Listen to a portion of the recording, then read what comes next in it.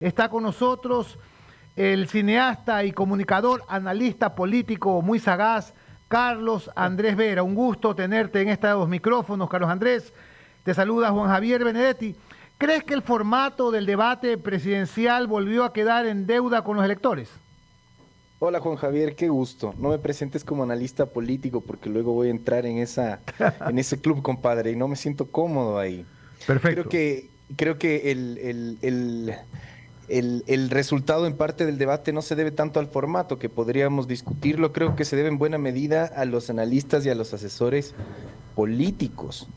Lo que vimos, yo creo, conceptualmente fue el fin de la política en ese debate, porque lo que vimos fueron dos personas estructurando un arquetipo, ¿no? Luisa tratando de construir el arquetipo de una mujer con y que le habla a todo el mundo, Novoa intentando construir el arquetipo de un joven que viene con nuevas ideas y se separa de lo viejo.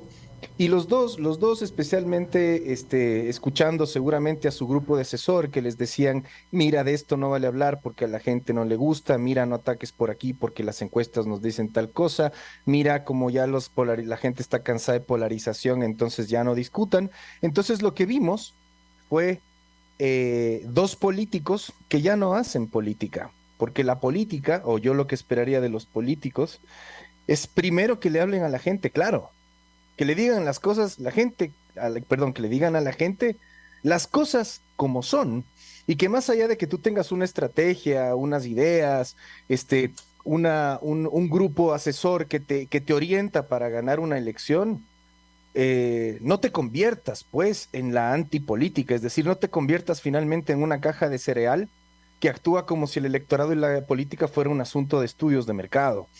Yo creo que se terminaron los debates políticos y se inauguraron las conversaciones entre tiktokeros, más o menos. Es decir, para mí fue absolutamente vergonzoso ver dos personas que hablaban de memoria, que confrontaban muy poco, que no le hablaban a la gente con la verdad y clara. A mí eso es lo que más me molesta últimamente en la política moderna, ver políticos que no le hablan a la gente las cosas como son, que no le dicen a la gente las cosas como son y que finalmente se convierten en un producto de los estudios de mercado, de los asesores, del ser cuidadoso.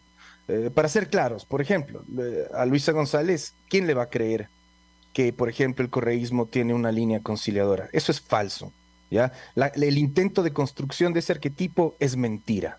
¿Quién le va a creer que ella es independiente de Correa? Eso es falso. ¿Por qué no le dicen a la gente las cosas como son? Díganle a la gente, digamos, que su proyecto es de naturaleza autoritaria, que no les gusta la democracia, que no creen en ella y por eso apoyan a modelos como el venezolano, apoyan a modelos como el cubano, y que esa es su manera, digamos, de que los estándares de vida de la población en general se eleven, porque eso fue lo que hicieron durante su mandato.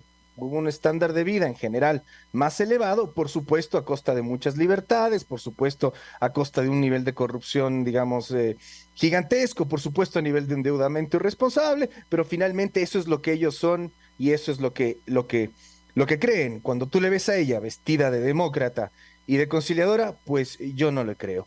Y a Daniel Noboa, pues el chico Harvard, el chico genio, el chico pues que viene con nuevas ideas, yo no le escuché absolutamente nada que, que, que me diga, bueno, este pana sí viene con una visión innovadora, distinta, novedosa, representa, si tú quieres, a una política que es fuera de las confrontaciones, lo que le interesa es la innovación, las nuevas formas de gobernar, la integración de la tecnología no sé, a las políticas públicas, cero, ¿no? Entonces, ah, para mí fue más que el formato, que sí, por supuesto, lo podríamos discutir, y no es mi interés tanto discutir el formato, es lo que está pasando en la política.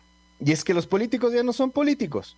Y de esto que está ahí por ahí, Pocho, supongo que sentirá y entenderá bien lo que hablo. Al menos antes teníamos los tipos que nos decían las cosas como son, ¿no? Como Febres Cordero, del cual yo jamás fui simpatizante, pero al menos con Febres Cordero tenías un tipo al frente que te hablaba claro, ¿no? Y que te daba su visión clarita de las cosas y que no le andaba con huevadas a la gente. En cambio, ahora los políticos se cuidan, porque hay que escuchar a los asesores y ya no vemos políticos, sino que vemos el producto de una serie de asesores. Diría que murió la política y empezó el TikTok. Esa es mi impresión general del tema. Estamos conversando con Carlos Andrés Vera. Bueno, yo no creo que un debate deba ser una lucha cuerpo a cuerpo, pero los competidores sí debieron defender sus ideas de forma más apasionada. Y leía, Carlos Andrés, el día de ayer, que el rumor de que uno u otro candidato ganó el debate y ese rumor esparcido en medios digitales podía hacer que un porcentaje de indecisos se vuelque a un supuesto ganador. Es probable. Primero, cuando yo hablo de a políticos hablándole claro a la gente, no me refiero a que se vayan a masacrar, compadre, pero si estamos ante dos visiones distintas, al menos veamos cuál es la diferencia entre esas dos visiones distintas. Y si estamos ante personajes que, que, que no coinciden en muchos temas, veamos esa confrontación de ideas. Por supuesto, dentro de lo que es el debate civilizado, pero también apasionado. Alguien decía en Twitter, chuta, yo quisiera ver pasión por hacer ganar la presidencia. Y lo que veías es gente que parecía que estaba leyendo un discurso. Si es que las cosas pueden cambiar en función de cómo se manejen las estrategias del post-debate, mi primera impresión sería, no lo creo. Creo que me gustaría ver los ratings, las cifras de los ratings del debate. En televisión tú tienes estas curvas ascendentes o descendentes. Yo creo que el debate tuvo una curva descendente. Yo creo que el debate debió haber empezado con un rating muy importante y debió haber terminado con un rating muy abajo, porque fue extremadamente aburrido. El debate en primera vuelta tuvo humor, tuvo payasadas, tuvo también gente que hizo un papel destacado y generó muchísima conversación. En cambio, aquí el post-debate, muy poquito se puede decir. Yo no creo que un electorado de indecisos haya dicho, bueno, definitivamente, claramente, después de ver este programa tan aburrido, pues ahora voy a votar por tal persona. Presentiría que, como es evidente, le fue mejor a Luisa, porque Luisa cumplió su papel, Noboa parecía sedado. Pensaría que Luisa subió un poco, pensaría que Noboa se quedó más o menos alrededor de la ventaja que ya tenía y tal vez se estrechen un poquito más los márgenes de diferencia, que eran entre 8 y 10 puntos según las encuestas que acertaron en la primera vuelta. No pensaría que pasó mucho más después de eso. Y pienso que lo más relevante respecto a lo que va a mover el electorado en estas 2 semanas que quedan no va a ser el post-debate, sino los errores o aciertos que cometan los candidatos en estas 2 semanas. Un saludo cariñoso, Carlos Andrés. Carlos Qué Andrés gusto, Vera, Pocho. igualmente, Qué gusto más conocido como saludarte, hermano. Polificción, uno de los hombres más seguidos en la cuenta de Twitter. Polifashion para mis adversarios. Perfecto, déjalos que ladren, que señale que vas avanzando. No, y sabes que me impresiona, Carlos Andrés, que tiene respuesta para casi todos, porque él da su comentario, su análisis, y le dan palo y comienza. Carlos Andrés es de los nuestros. Lo que más me gusta, Juan Javier, es a veces esas respuestas a los que me atacan o me insultan, no por responderles a ellos, sino porque justamente mucha gente lee las respuestas y para mí es una oportunidad para o burlarme del que me ataca o ampliar en lo que dije o divertirme un rato. Ya he aprendido un poco a manejar así las redes, ¿no? Oye, y simpaticé la vez pasada cuando me contestaste que tanto al papá de él, a Carlos Vera, como a mí, nos tocó la puerta la camiseta de Liga y se nos metió en nuestras casas porque él es hincha de Liga, hijo de un encarnizado barcelonista y mi hija me salió liguista también. Eso para mí fue una sorpresa, compadre. Por lo menos mi abuela era liguista, tú debes saberlo, mi abuela sí era liguista. Claro.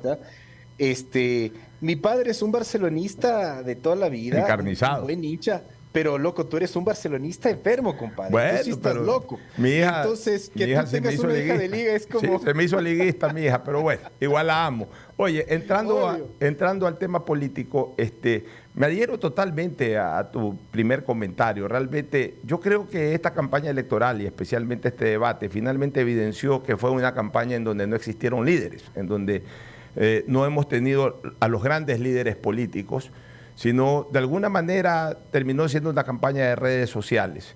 Los líderes son aquellos que finalmente hacen con sus expresiones y con sus acciones que la gente los siga.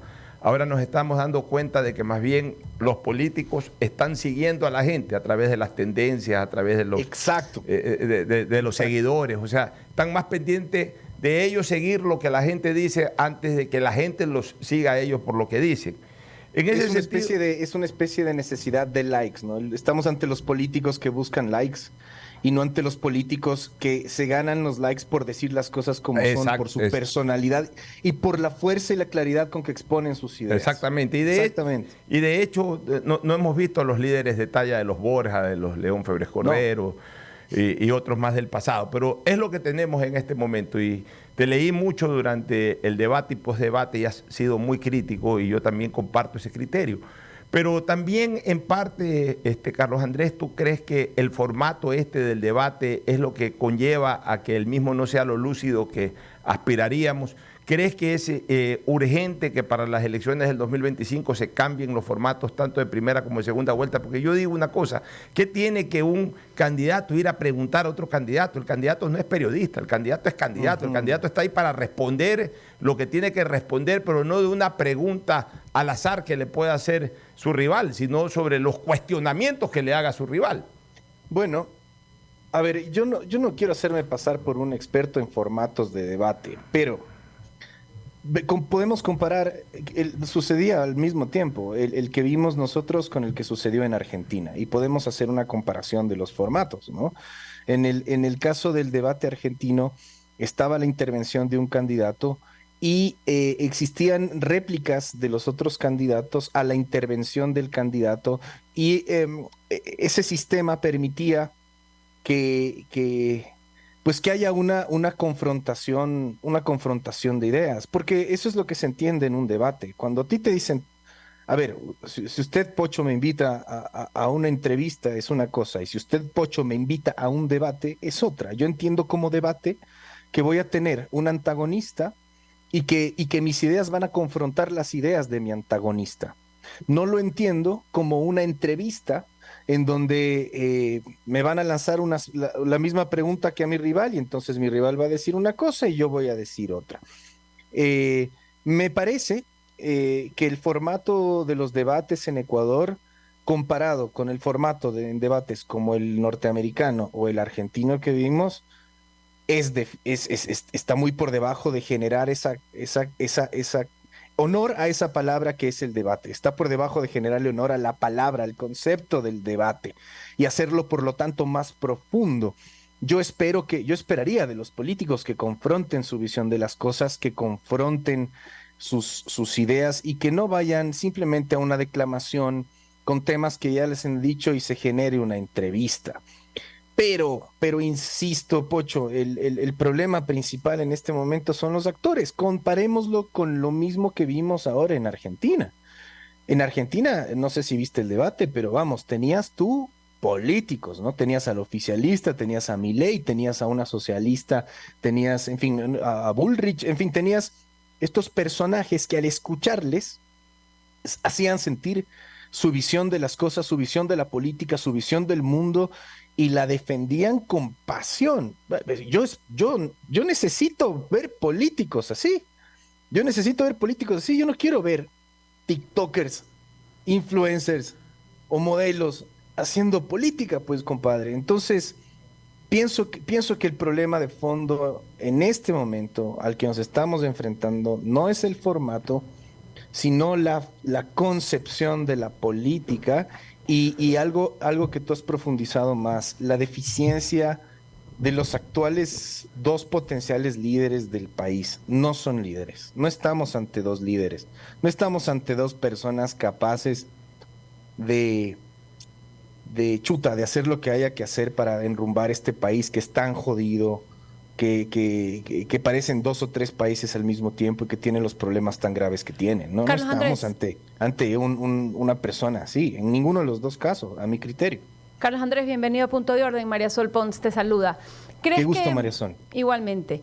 ¿Crees que parte del problema de fondo, como estabas mencionando ahorita terminando tu intervención, es que estamos sembrando una conversación sobre una sociedad absolutamente polarizada, con una estela de una corrección política que da muchísimo espacio al discurso vacío y al discurso demagógico? Es decir, ese tema de no confrontar, lo decía yo al inicio del programa, ese tema de no confrontar, o visto como que el público está buscando, o sea, tu cliente está buscando que no confrontes, te hace dejar de lado toda esa realidad de corrupción comprobada que hubo dentro del partido que representa a la candidata Luisa González. ¿Crees tú que parte del no cometer errores es justamente porque los candidatos que intentan representar otra línea de ideas pisan sobre huevos? Es decir, tienen que irse con mucho cuidado porque su discurso puede ser distorsionado con mucha facilidad? Y por poner un ejemplo para acortar la pregunta, pues si no me extiendo demasiado, un candidato que diga, por ejemplo, viva la empresa privada, viva la generación de empleo por parte del sector productivo, aquí tenemos que hablar de efectividad, de competitividad, inmediatamente va a ser tachado de neoliberal y toda esa tergiversación producto de una sociedad polarizada, que claro, ese tipo de estigmas se dan sobre mucha ignorancia. No sé cuál sea tu visión al respecto. Coincido, creo que el political correctness es casi una enfermedad mental moderna. es edulcorarse al punto de convertirse en un anodino, en no ser nada, en no defender nada. Yo creo que la gente, o sea, yo creo que cuando un asesor político ve encuestas y dice, chuta, la gente ya no quiere confrontación, no debes hablar de la corrupción, debes hacer propuestas, ese asesor está olvidando que lo que la gente siempre va a seguir es a un líder, ¿ya? Y un líder tiene determinadas características, entre otras, me parece a mí, decirle a la gente las cosas como son, hablarle claro a la gente y decirlas con personalidad, con fuerza. Entonces ya pasa a un tema secundario si te conviene o no te conviene tratar determinado tema, porque siempre va a depender de cómo el líder lo transmita, ¿ya? A mí me parecía inaudito, es que absolutamente inaudito, por ejemplo, que cuando Luisa González le menciona el tema a Daniel Noboa de Bernardo Manzano, Daniel Noboa no le diga, oiga, yo no tengo en mi partido Latin Kings. Así de simple. Señora, en mi partido no tengo un Latin King. Señora, mi abogado no es el mismo abogado de Rasquiña. ¿Ok? Que yo sepa, Bernardo Manzano, sí, que trabajó en Corporación Noboa, no tiene ningún proceso abierto por narcotráfico. O sea, pero no, como estás edulcorado, como estás midiendo, como estás en el political correctness, no dice las cosas como son. Y lo que al finalmente terminas transmitiendo, producto de esta mezcla de falta de liderazgo que son propios de estos dos personajes puntualmente, más sus asesores que los llevan a la corrección política y a la neutralidad y a convertirse en unos cyborgs, producto de eso finalmente la gente, yo creo que lo que ve en la pantalla es decepcionante. Creo que los únicos que no se decepcionaron fueron tal vez el voto duro del correísmo, que vio a Luisa haciendo un mejor papel que en el primer debate. Pero Luisa estaba enfrentando en esta ocasión a un Daniel Noboa que parecía sedado. Sí, parecía que tenía una camisa de fuerza que no le permitía decir realmente lo que estaba pensando. Ajá, parecía que estaba sedado. Y sobre eso, tú dices lo que la gente Luisa ve. lo hizo bien, lo hizo mejor que Daniel, sí, pero Daniel es que Daniel lo hizo muy, muy mal. Y Luisa siguió su libreto sin grandes errores, digamos. Pero vamos, con eso te vas a conformar. O sea, solo para seguir la línea de ellos, perdón, solo con esto cierro. Correa es un líder. Para mí un líder nefasto, negativo, terrible, un corrupto. Pero es un líder, o sea, Correa te habla las cosas, ¿no? Con una fuerza y con una visión que la gente dice, bueno, este tipo lo voy a seguir. Luisa lee un libreto, es vergonzoso. Es absolutamente vergonzoso. Entonces, creo que ese political correctness, en efecto, coincido contigo, termina destruyendo la política. Sí, destruye la política y destruye la sociedad y destruye todo, porque es una plaga. Empieza por llamar las cosas absolutamente por todo lo contrario de lo que significan. Pero bueno, vamos a seguir conversando sobre el debate, porque sobre la corrección política podemos hablar todo un programa. Pero fue parte del problema. Sí. O sea, es bueno que lo hayas incluido. Sí. Es un problema dentro de la discusión, del análisis, del planteamiento. Es un problema siempre. En lo personal yo lo veo así. El voto vergonzante. Luisa demostró un poquito más de calidez. Digamos que de la mitad de la curva para arriba, ella empezó a tomar más calidez. El candidato Noboa no mostró calidez. En función de que sabemos que el voto es emocional, ¿crees que el voto vergonzante puede crecer hacia Luisa en función de ese poquito de emocionalidad que demuestra, o se necesita más para captar votos indecisos? Yo creo que porque Luisa lo hizo mejor que Noboa, yo creo que Luisa crecería entre 2 y 3 puntos después del debate y reduciría esa brecha que tenían, que era entre 8 y 10, a seguramente, calculemos, ¿no? La reduzca entre 5 y 8 puntos. Creo que va a ser totalmente insuficiente para ganar la elección. Y creo que para que el correísmo gane la elección y revierta esa tendencia o ese segundo lugar que tenían, según las encuestas, insisto, que acertaron más en la primera vuelta, tiene que hacer más en estas 2 semanas. No le bastan con la participación del debate.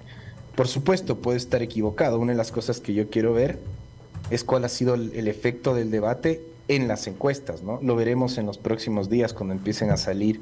Sobre todo yo estoy atento a lo que publica Comunicaliza, ¿no? Que hizo un trabajo casi exacto en la primera vuelta.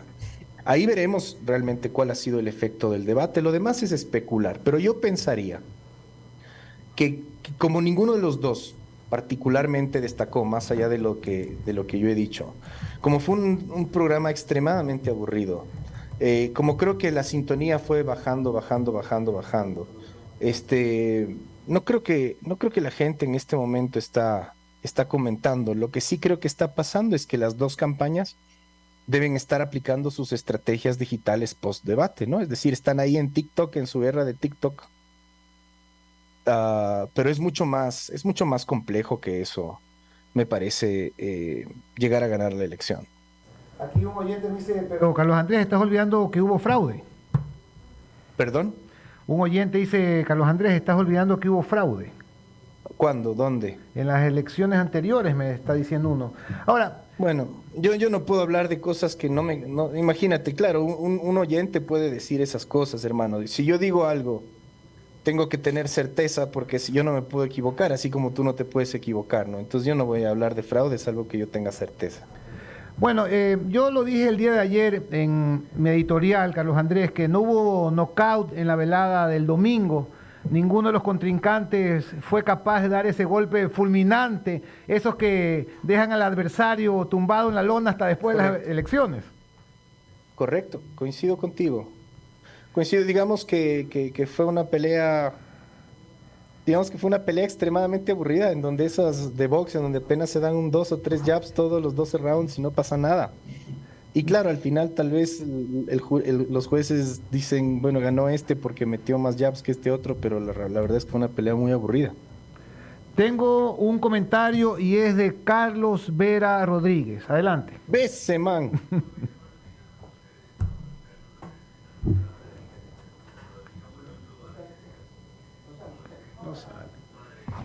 Bueno, ya vamos. Tenemos problemas aquí. No escuché nada, por si acaso, sí. A ver, bueno, ya vamos a ponerte el lado. Juan Javier, buenos días con ustedes y con Carlos Andrés, que Ahí está al otro está, lado de la sí, línea, si me escucha todavía. Bueno, esto va a evidenciar cómo discrepamos padre e hijo siempre de una manera tan intensa e interesante, a pesar de compartir valores iguales y tener nortes democráticos comunes. Independientemente de que coincida con la decepción de los términos del debate, los tonos, la evasión a la confrontación política de altura, que es la que se esperaba, ese no es el tema de discusión ahorita. El tema de discusión es quién representa una opción democrática, aunque no sea la que preferimos, la que se encaja exactamente en nuestros principios, la del candidato en que soñábamos, y quién representa una opción dictatorial. Y frente al otro lado de la opción dictatorial hay un joven, valiente empresario que ha persistido y repetido sus propuestas, que es muy moderado y centrado, que se cuida ciertamente de mantener lo que tuvo y de no desencantar a quienes no tienen, a ver si se acerca, versus una farsa y una ficción construida para decir primero que la presidenta va a ser ella cuando sabemos que tiene un ventrílocuo, y demostrar admiración por dictaduras como las de Venezuela, nunca decir que no va a desdolarizar categóricamente, descaradamente decir que se toma la Reserva Monetaria Internacional, y por último defender la tabla de drogas a cuenta de que es de umbrales, sabiendo todos nosotros lo que eso envenenó al Ecuador. Por Dios, eso es lo que estuvo allí. Ese es el dilema del debate. Lo otro, las exigencias de la alta política, etcétera. Bueno, fomentémosla, cultivémosla, o quienes estén inconformes, métanse a ella para cambiarla. ¿Ya? Un gran abrazo. ¿Escucha mi papá o no? Ahí te va a escuchar en este debate Vera versus Vera. Sí, Vera con Vera. Parece que mi papá no escuchó la parte en que yo dije que no le creo su arquetipo a Luisa González, de que es conciliadora y de que va a gobernar sin Rafael Correa. Dije que eso es falso, que ella es la máscara o la representante de un proyecto autoritario. No difiero en nada de lo que acaba de decir mi viejo, pero no hemos llevado la discusión ahora a cuál es la opción democrática y cuál es la opción autoritaria. Pero yo tampoco quiero, pues, cometer el error de ser condescendiente con Daniel Noboa, porque es muy probable que sea presidente del Ecuador y con el liderazgo que demostró en ese debate no lo va a poder lograr. Y si él no lo logra en este año y medio que queda, es decir, si la gente no siente una mejora en temas vitales como seguridad, en temas vitales de la economía, al menos unos pasos hacia adelante en lo poco que se puede hacer en el año y medio que viene, en año y medio esa amenaza autoritaria va a verse más fortalecida. Van a aparecer otra vez el correísmo diciéndonos a todos, les dije, ¿no? Por supuesto, yo tengo total claridad de que si el correísmo gana, se acabó la democracia. El correísmo, si algo aprendió, es que el poder no se suelta. Y si Luisa González gana, el correísmo va a gobernar por los próximos 30, 40, 50 años, hasta cuando la gente los termine sacando por hartazgo o en un levantamiento popular. Si algo aprendió Rafael Correa cuando dejó a Lenín Moreno, es que el poder no lo puede soltar.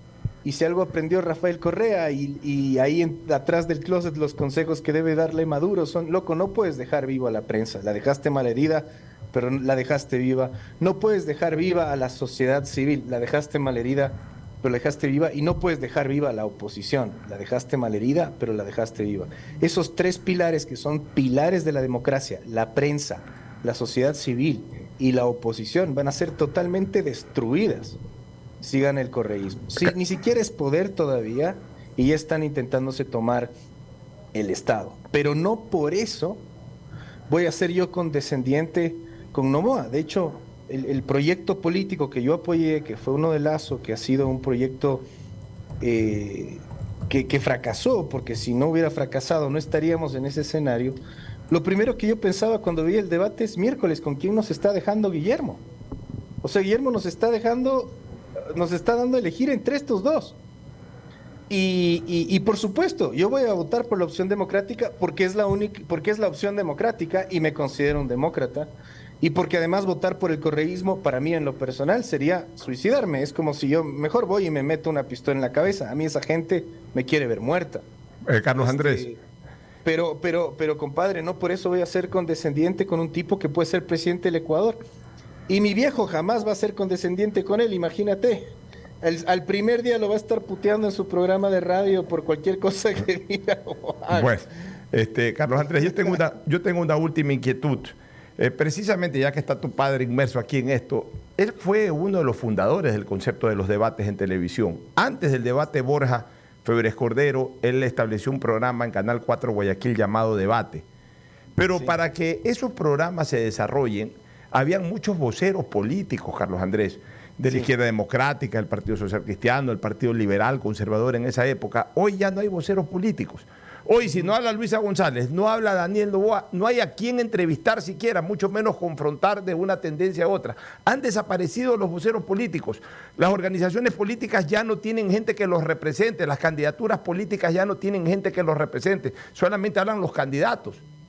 ¿Cuál es tu opinión al respecto? Estoy de acuerdo, han desaparecido los políticos, compadre. A ver, Pocho, tú ejerciste la política, ¿no? Qué interesante debieron haber sido esas reuniones del Partido Social Cristiano, en donde estaban Febres Cordero, donde estaban Nebot, donde estaba Heinz Meller, donde estaba Pascual del Chopo, una serie de figuras que tú conoces mejor que yo y que podrás traer a colación. Gente que tenía, pues, sus conceptos bien claros y que estaba muy bien parada. Ahora el Partido Social Cristiano es Baby Torres, compadre. O sea, por favor, ¿ya? Imagínate las reuniones de lo que fue la democracia popular, que lamentablemente el terrible gobierno de Maguad terminó dinamitando, pero de reuniones donde estaba el expresidente Hurtado, Rodrigo Paz, la buena versión de Maguad, que tuvo 2 alcaldías maravillosas de Quito, Juan José Pons, en fin, una serie de gente que también tenía su visión de las cosas, ¿no? La izquierda democrática, Rodrigo Borja, Andrés Vallejo, Raúl Vaca. O sea, tenías políticos, pues, compadre. Lo que tienes ahora, insisto, es el final de la política, ¿no? Lo que yo estoy viendo es el final de la política. Y lo que estoy viendo es unos influencers wannabe, ¿no? Ansiosos de likes, presos de sus asesores, que no tienen el liderazgo, ni sobre todo, insisto, no le hablan claro a la gente. No le hablan claro a la gente. Entonces, ¿a quién le toca hablar claro? Al resto nos toca hablar claro. A los que hacemos opinión pública, a los que investigamos las cosas, a los que estamos un poco más informados. A nosotros nos toca hablarle claro a la gente, porque si no nadie más lo hace, compadre. Muchísimas gracias a Carlos Andrés Vera. En otro momento la seguimos, Carlos Andrés. Qué chévere. Sí, ok, muchísimas gracias. Mientras no sea con mi papá, estamos todos bien. Oiga, ¿sabe quién le manda a usted saludos ahorita? Nos está escuchando en Lima. Panchito Viteri Suet. Sí, muchísimas gracias a Panchito.